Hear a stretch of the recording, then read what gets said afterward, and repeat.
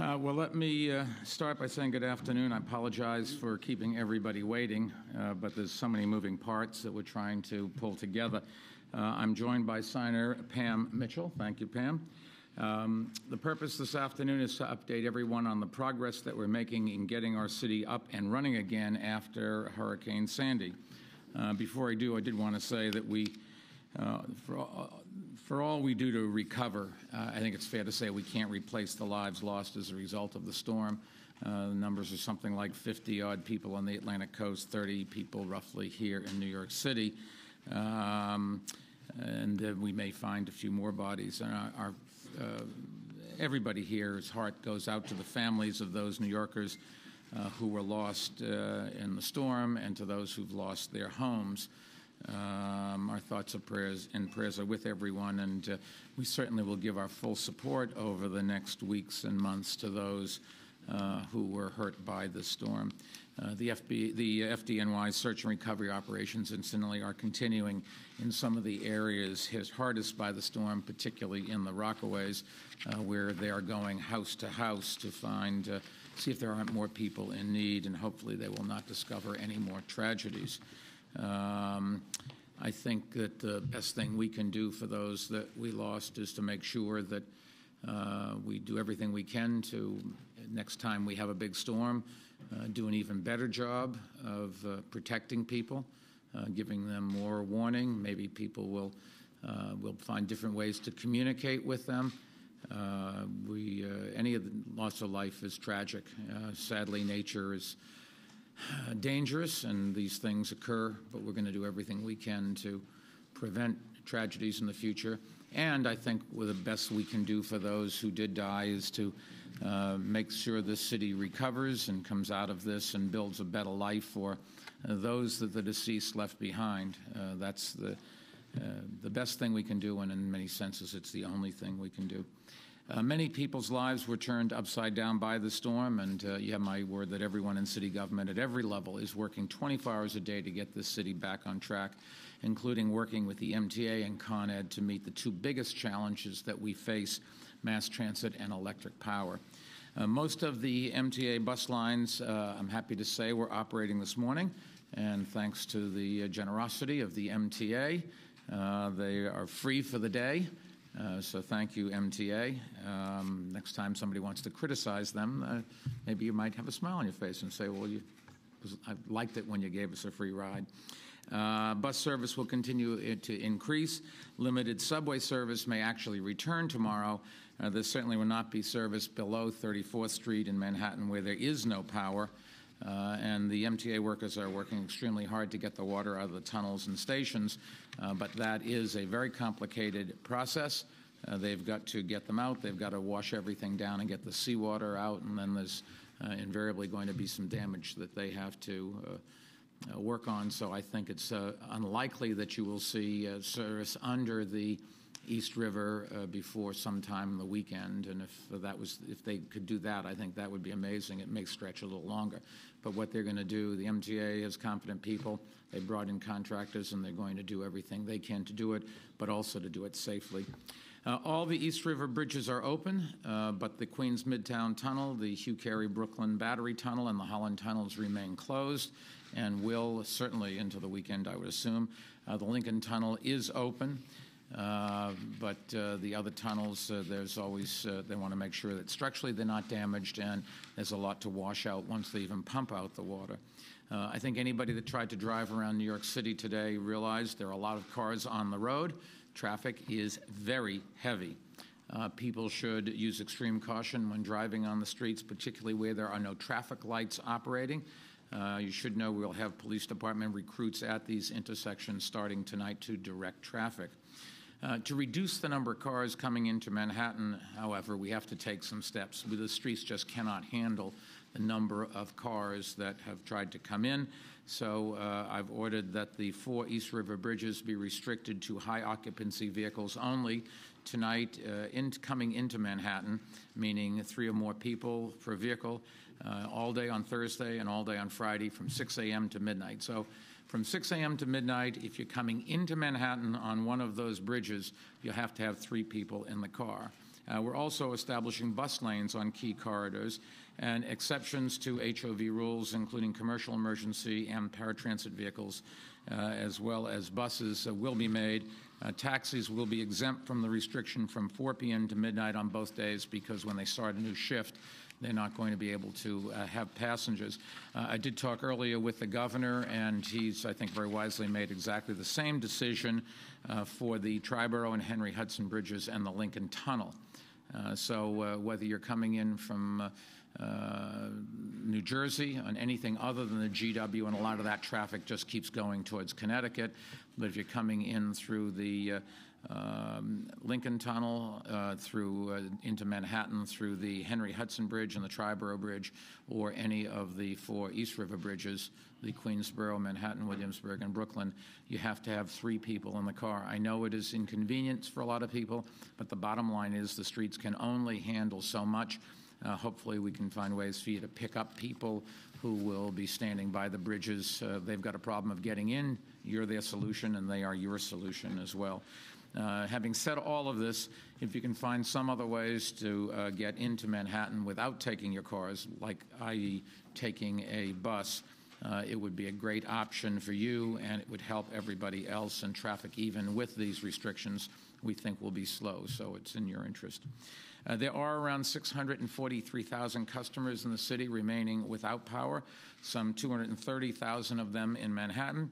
As Con Ed said today, the system is slowly being restored, but it's a process that's going to take days. I did come down Fifth Avenue this morning, and below 34th Street there was no electricity, except all of a sudden I hit something in the high 20s, and for 4 or 5 blocks there was electricity, and you can expect that kind of a restoration.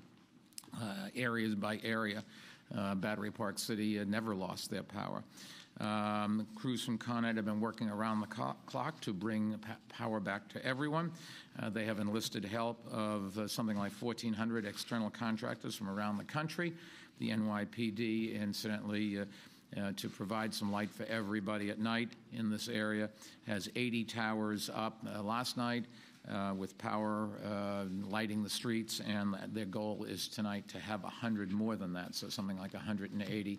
It's still a very big area, 34th river to river all the way downtown, so there's not going to be every place, but we have a lot of police there, and we'll provide as much light as we possibly can. Many people have experienced loss of phone service as well. It is frustrating. I have tried a number of times to make a call and gotten through only to find it go to a one-way call very quickly. We have been in touch with AT&T and Verizon, who have requested our assistance in pumping out water at some of their critical locations so they can get back to service, and we're working with them to do everything we can. Many people have asked when the mandatory evacuations of buildings in Zone A will be lifted. The answer is not until our buildings department inspects those the structures that might have been damaged by the wind and the water. The Staten Island buildings in Zone A, we're almost done with that. We'll certainly finish that in the next day or so. These inspections are to certify that the buildings are safe to occupy. I know it's annoying to everyone, but we don't need any more loss of life. We want to make sure that the buildings are safe. Every building in Staten Island Zone A will have been tagged. We actually put a tag on the building so you can look and see. Red, yellow, or green, meaning green, it's safe to enter the building. Red means it's not safe and you may not enter the building. And yellow meaning you should exercise great caution. For example, go to some floors but not others. And the conditions will be explained on the sticker that we put on the building. The ability to notify each owner in a very short time really isn't there, particularly when the phone service doesn't work all that well. So you can take a look at your building. I know it's, once again, inconvenient, but it's practical ways to solve the problem. Buildings Department is undertaking the same process in the Rockaways in Lower Manhattan. We'll announce when portions of those inspections have been completed, and large building owners who have building staff that are familiar with working with our Department of Buildings can self-certify with the Department of Buildings. When the Department of Building Engineers are willing to accept the self-certification, they'll receive a green light to be able to go into it. But for the average person, you're just going to, with a smaller single, two, three-family building. You're going to have to just look at the sticker. Let me give you a little update on our hospitals and healthcare facilities. The 17 chronic care facilities in Zone A had to be evacuated, or 17 of them. 13 have been evacuated. 4 evacuations are still underway. You will see these CERT teams and fire department ambulances moving together. That's what we're trying to do. We want to make sure that these people are moved safely, and some of them require extra care while we do that. Most of the patients are moved to other chronic care facilities, but some were moved to the city's 7 shelters for people with special medical needs. All of these patients are safe and are being cared for. There were no storm-related deaths from any of the evacuated facilities. I did want to thank the Federal Department of Health and Human Services for sending federal disaster medical assistance teams to help run these special needs shelters. These shelters are intended for short-term use, so we will be relocating these patients to longer-term facilities sometime by this weekend, perhaps Saturday. As we previously reported, NYU Downtown, the Manhattan Veterans Affairs Hospital, and New York University Langone had to be evacuated. One of the city's public hospitals, Coney Island Hospital, had to be evacuation. That's almost completed. We learned this morning that Bellevue will now have to evacuate because of damage that it has sustained. They didn't think the damage was that bad, and we did have a generator going, and the National Guard helped carry fuel up to the roof, because that's where the fuel tank was, and they were running out. But the bottom line is when they got into the basement, they realized there was more damage. This is going to affect something like 500 patients. They had already discharged patients that didn't require critical care. We are in the process of finding beds to move these patients now, and I want to thank the Greater New York Hospital Association for their help in the process of relocating patients. Now, there are about 6,300 people in our city's 76 evacuation shelters. In the days ahead, we will begin consolidating that number of shelters. We have some shelters that are heavily populated and some that have a dozen people in them, and it becomes problematic to staff all of those. So we will try to move people as little as possible, but we certainly are going to consolidate. And I did want to particularly thank the City University of New York, which has been a great partner to us in this effort. The volunteers and city employees manning these shelters have done a phenomenal job, and they deserve all our thanks. And I also want to thank many New Yorkers who come forward to donate, volunteer, or provide other help.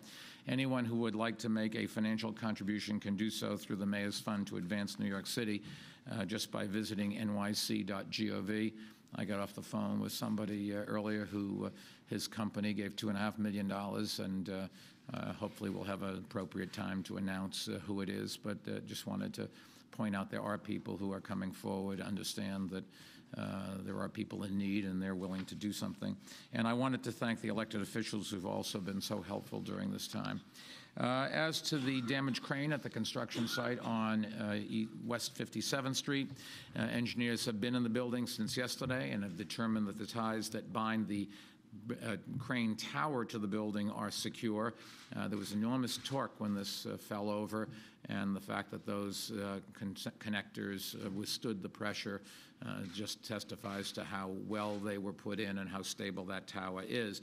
The next step is going to be to determine some steps as to how to begin shrinking the zone around the frozen area as we eventually get around to, probably tomorrow or the next day, tying the boom to the building so that you can then work on the top of it, and they'll have to construct another crane next to it in order to take down this one, and that can take weeks. But once the boom is secured, we should be able to minimize any disruption on the street below. But certainly that street's not going to be fully reopened until sometime this weekend at the earliest. Business in the city is on its way back. This morning I rang the opening bell at the New York Stock Exchange. The exchange is open and trading is happening. We're also talking with business leaders in all 5 boroughs, chambers of commerce, representative of the city's 67 business improvement districts, major commercial and residential property owners, and the Partnership for New York City. We're also working to help them keep businesses moving forward. As you know, the storm represents an enormous challenge for small businesses, especially in areas affected by flooding and power outages. So today we've put together a package of relief for small businesses to help them get through the setbacks caused by the storm. And it includes emergency loans of up to $10,000 for small and mid-sized businesses that have had their businesses interrupted by the storm. For larger businesses that were damaged, there will be temporary city and state sales tax deferment on materials needed for rebuilding. For businesses displaced from their locations, we're offering temporary office space free of charge at the Brooklyn Army Terminal for the next 30 days. EDC has about 40,000 square feet of space at the terminal that's now available for this use. Loans of up to $2 million are also available for business property losses not fully covered by insurance, and for businesses that have had cash flow problems caused by the storm and need funds to get back on their feet. And that applies to small businesses, agricultural co-ops, and most nonprofits, regardless of size. These are great resources, and I strongly urge any business that wants to take advantage of these services to do so. You should contact NYC Business Solutions by calling 311 or going to nyc.gov, and we will also help you, direct you to some of the things that Governor Cuomo is planning in terms of assistance from the state. So whether you call the state or you call the city, we want to make sure that you get the access to all the programs that will help you recover from this. I also want to remind everybody, anyone who was affected by Sandy, homeowners, renters, and businesses, that you can apply for federal disaster assistance. You register at disasterassistance.gov, or you can call the Federal Emergency Management Agency at 1-800-621-3362. That's 1-800-621-3362. FEMA, as the Federal Emergency Management Agency is called, has just been spectacularly helpful. I haven't heard anybody say anything but great things. The director has done a great job, and the president has been intimately involved making sure that people know what services are available and know how to get them. There are a few other updates I wanted to give you. Schools will remain closed for students tomorrow and Friday. However, on Friday, we ask all teachers, administrators, and school staff to report to work. Friday, Chancellor Walcott and the Department of Education will have lots of things to do to get ready for next week. The Chancellor will provide more information about reporting assignments later today and Thursday. I know this is a great inconvenience for parents who may be missing work because they don't have anybody to take care of their kids, but the bottom line is there's an awful lot of schools that have received damage or don't have power, and it's just so many that in the end we need the next 4 or 5 days to clean up, and hopefully by Monday everything will be back perfect. HRA centers remain open for people who need public access to public benefits, including food replacement vouchers. The Department of Sanitation continues to collect the garbage, but they're not collecting recycling. They also have the responsibility of removing tons of debris left by the storm, and they're out there on long shifts doing that. 66 of 253 senior centers in the city have been open today. We expect 125 of 253 will be open Thursday, and we hope to continue to make progress in that. As we return to normal, please remember that the conditions left by the storm can be dangerous. Please stay away from down power lines. If you encounter them, I cannot urge you to do that enough. We've had some fatalities already. Power lines are lethal when they are on the ground. Do not cut down or remove trees by yourself. Leave it to the professionals. We've lost a number of lives to falling trees, and trees weigh an awful lot, and if you think you can just cut it up and if it falls on you or snaps back, it can do enormous damage and kill you. Stay out of all city parks until they are safe, and be careful around trees in the street. We've received more than 10,500 reports of trees down, split, or uprooted, about half of them in Queens, and that's outside of the parks. In the parks, there's a lot more. Parks and beaches remain closed for safety reasons. It's just critical that people stay off the beaches and out of the parks. We've got enough to do to clean up and to make them safe, and we just don't need to put any of our first responders' lives in jeopardy trying to save somebody who is acting irresponsibly. We are inspecting all parks and playgrounds. The majority of them will be opened, we think, by the weekend. but we've got to make sure the trees that are down are cleaned up, were made safe, and we've got to make sure that all the playground equipment is safe. Some of it was carried away. We've got to replace that. We'll do the best job we can, but safety is our #1 priority. You can find out about your neighborhood park at nyc.gov. But Saturday and Sunday, the forecast is for crisp, clear weather, and it'll be a good time to take the kids to the park. Everybody's going to have been cooped up all week and not been able to use the parks, but hopefully that will let us breathe a sigh of relief. Some more precautions. You should throw away any food, including packaged food, that was touched by floodwater. Floodwater is very dangerous. Don't drink it. It picks up all sorts of things as it flows around. Floodwaters can contain sewage, so it is important to disinfect contaminated items that get into the floodwaters and keep them from coming in contact with the food that you eat, or certainly wash your hands if you touch something before you pick up food that you're going to eat. After flood, it is important to clean and dry disinfected items as quickly as possible to prevent mold growth. Tap water, I was asked about yesterday. Our tap water is safe to drink. There are reports of some neighboring cities where that's not the case. I don't know whether that's true or not, but we have tested the water again and again and again at all parts in the city, and we've even added some extra chlorine to make sure that you can drink it, so do not worry about that. And in fact, we're trying to truck in water to those areas where water might not be available, and to give you a place to get some water to take upstairs. If you live above like the 6th floor, or depends on where you live, and there's no electricity in the building, there's no pump to take water up, and gravity will only take it up to the level of the last reservoir. If you're without power, please do not use generators or grills indoors.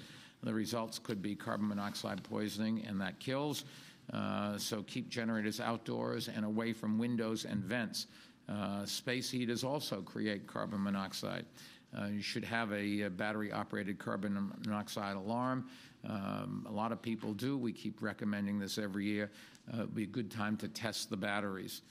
If you experience sleepiness, dizziness, headaches, confusion, weakness, or your carbon monoxide alarm sounds, immediately seek fresh air and call the Poison Control Center at, it's easy to remember, 212-POISONS. That's the numeric is 212-764-7676, but just remember poisons. You can also call 911 since carbon monoxide poisoning really is a life-threatening emergency. But I again urge New Yorkers to only call 911 in case of life-threatening emergencies. Today is Halloween, and as I announced, the Greenwich Village Halloween Parade has been postponed until someday next week. We haven't determined which day yet, but we will have it held next week. The bottom line is there's parts of the city that doesn't have light, and our police officers have plenty of things to do, and we do need them to control traffic around the parade. So I'm sorry about it, but it will go on next week. If you're taking your kids trick-or-treating tonight, somebody asked me, is trick-or-treating on tonight? Well, I suppose that's between you and your neighbors. But particularly if we don't have streetlights, be sure you hold your children's hands. It's just dangerous. Cars might not be able to see them. At my recommendation, the NBA has canceled tomorrow night's game between the Knicks and the Nets. It was going to be the first Nets game in the new stadium. Now the first Nets game will be Saturday at 7:30 at the Barclays Center. The Nets play the Toronto Raptors, and this game will be rescheduled. The NBA will be working with the city to provide extra bus services for Saturday night because the subways may not be back after that. There's plenty of mass transit. That's one of the beauties of the Barclays Center. Unfortunately, we didn't count on Sandy. Hopefully Sandy doesn't come along very often. I'm sorry about the game. I was personally going to take my daughters and Diana. We were looking forward to it. It's a great stadium. It would have been a great game. But the bottom line is there is not a lot of mass transit. Our police have plenty of other things to do. I know lots of fans are going to be disappointed, and the players are disappointed. You should know the players wanted to play this, but I did talk to the NBA and recommended that, ask them to cancel the game. It's all up to me. People have asked about the marathon. There's tens of thousands of people who've come from around the world here to run.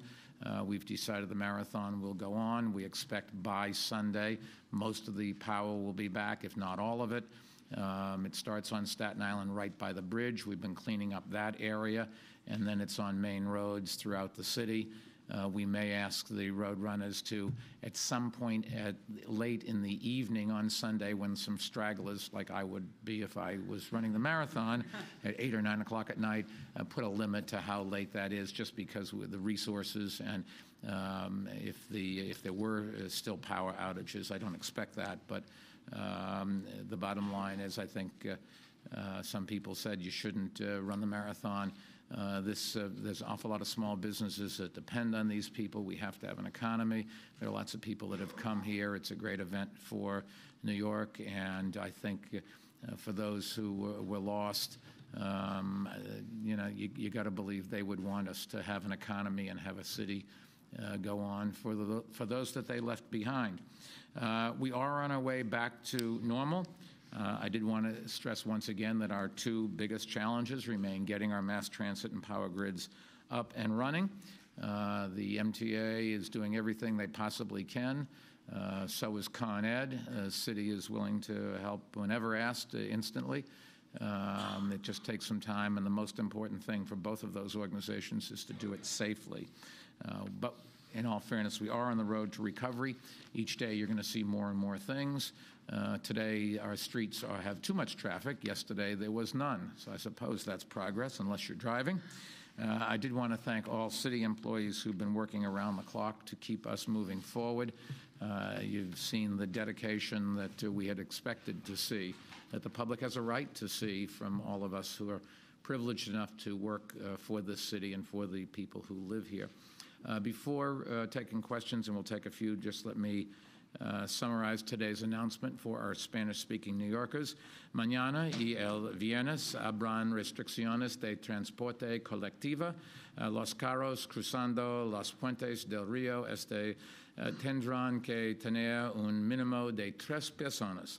Las escuelas se mantendrán cerradas mañana y el viernes. And with that, we'll be happy to take a few questions. So you've got the first question every day. I don't know why that is, but... Mr. Mayor, Brooklyn Borough President Martin Markowitz has requested additional National Guard in Brooklyn. Do you agree? No, we appreciate the help. The National Guard has been helpful, but the NYPD is the only people we want on the street with guns, and we don't need it. There's been 1 or 2 minor outbreakings, disgraceful though they may be, of looting reported in the paper.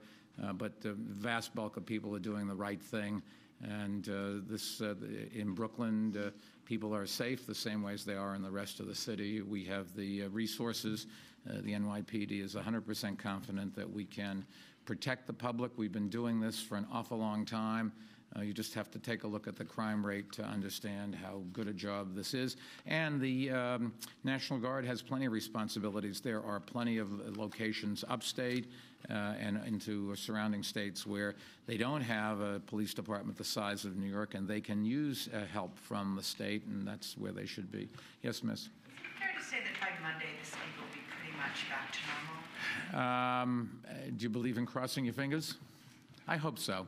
I think Con Ed is very optimistic that virtually all power will be back. There will be still some pockets where there's so many down lines from trees coming down where there will be still no power, maybe for another couple of days into next week. But the big problems where one substation goes down, a bunch of relays get damaged by salt water, those problems should be fixed and electricity will be back.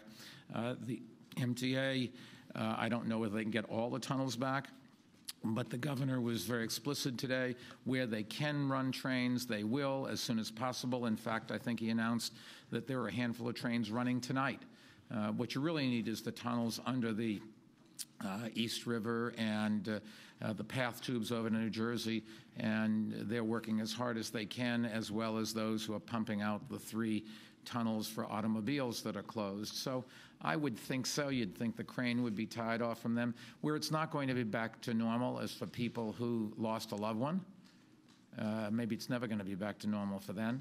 And then for people who had their houses damaged, It's fortunately not something as tragic as losing a life, but it's still their memories and their hopes and dreams, and they've got to find financial ways to get back on track and bring back all of those memories. I was in Breezy Point yesterday. I'm going to Staten Island later on today to just show the people that, give them a little bit of hope and show them the city cares, and try to point out we have programs, and hopefully because I go, you'll give these programs a little more play in the papers and on radio and television, so they'll know where to go and apply for them. But I think in the general context, yes, it will be back. But as I said before, if you lost somebody, it never is going to be. Yes, sir. Mayor, can you talk about how much city government buildings and infrastructure was affected? Obviously, we're on a generator here at 250 Broadway. The lights are out.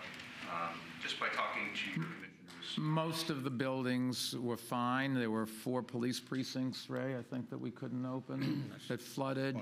5 fire stations, a couple of, keep in mind there's always something going on when you have the number of buildings the city has, but I think generally speaking, we had our generators not in the basement where they could get flooded, or keep in mind a lot of our buildings are on higher land. The place where the flooding really took place is around the perimeter of the Bronx, Staten Island, Brooklyn, Queens, and Manhattan. And so low-lying buildings, of which there are a lot more private ones than public ones, were the ones where the real damage took place. Yes, miss? Following up on that, were there any schools rendered inhabitable? Oh, yeah, there were a whole bunch. I don't know, inhabitable isn't quite the right word. Dennis, do you remember how many? 200 buildings were impacted. 200 buildings. Some were just minor, some were major. We think by Monday almost all, not 100%, but almost all will be back. We have 2,000 schools, 1,400 buildings, numbers like that. So every day there's a building that has a problem and that you have to close down and move people. You just can't have that number of buildings without having some problems. Yes, sir. On the crane, I'd like to ask Commissioner Lumantry, number one, when will people be able to get back into their homes? Okay, I'll deal with that. I thought I said that. I'll say it again. Because this weekend, the street will be open.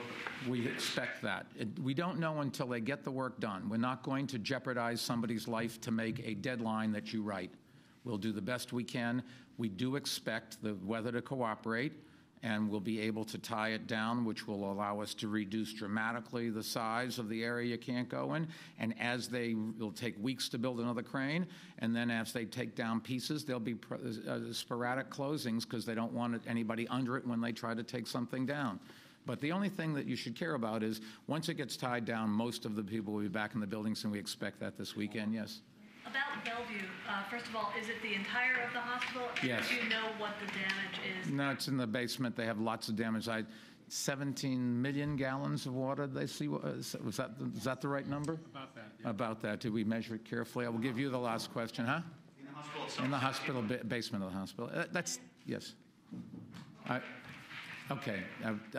She's preempting you. Go ahead. Sorry. What is the penalty for drivers who don't keep to You're going to get a ticket. What's the ticket? I don't know. Does anybody know? You're just not going to be able to get on. We're just not going to let you in. So cops are going to be... Yes, we'll stop you. That's even worse than a penalty. And then you're going to be stuck there in your car, not being able to pick somebody up, and everybody's going to be driving by and honking at you, I assume. Pick up people on the street. You can do anything you want. Yes, that's what is always, when we've had these kinds of things before, people are cooperative. There's a bunch of people that would like a ride into the city. There's a bunch of people who need passengers. It's the ultimate and symbiotic relationship. We'll give you a try to. Mayor, you've talked about these sort of big issues of infrastructure and climate change and talking about it at a national level. Did you think that something like this could befall the city so quickly within your administration and not, let's say... But we've had 2 in 2 years. I mean, I think, look, there have been very strange weather patterns, very severe storms where they normally have not occurred. That much is recorded. You can look at the film, okay? Whether or not it is part of a long-term climate change or just a random collection of events, only time will tell. The argument that we're damaging our planet is simply, let's assume that we decide that we're not damaging our planet, and later on find out that we were. It literally could be too late.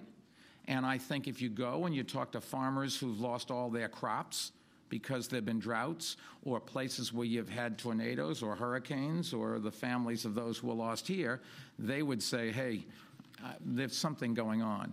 What is clear is the ice cap is melted, and that's very bad, because then the heat of the sun gets absorbed in the water, which raises the water temperature, which hurts the reefs and all the ecosystem of the reefs. It's not the sort of thing that you can ever say for sure, but the consequences of making a mistake in one direction are pretty severe. And I think what we have to do is learn from this and protect our infrastructure to the extent possible. If you live near the water, you're always going to be subject to storms coming in and water coming in. If you live in the mountains, you're always going to be subject to wild weather and ice and snow and avalanches and things like that.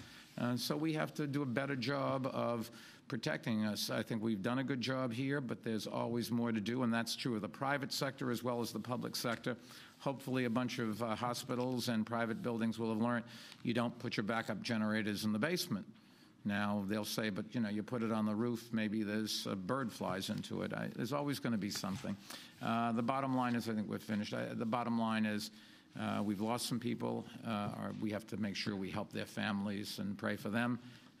We at the same time have to make sure that we go forward here and keep this city going. It's making sure that tourists come here, that we have visitors, that we have jobs for people. Those are the things that we have to do, and we can do them in the name of those we lost. Thank you very much.